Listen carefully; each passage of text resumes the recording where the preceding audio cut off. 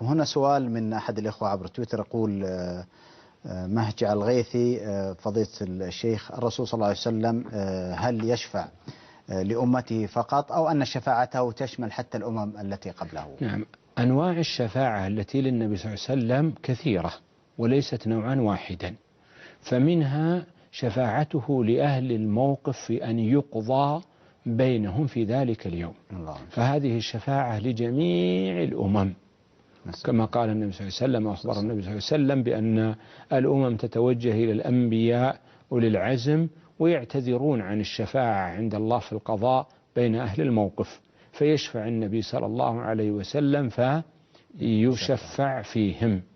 والثاني شفاعته صلى الله عليه وسلم التي تخص أمته، مثل شفاعته على جسر جهنم، ومثل شفاعته عند الله عز وجل في أهل الكبائر من أمته، فهذه خاصة بهذه الأمة. نعم، بارك الله فيكم.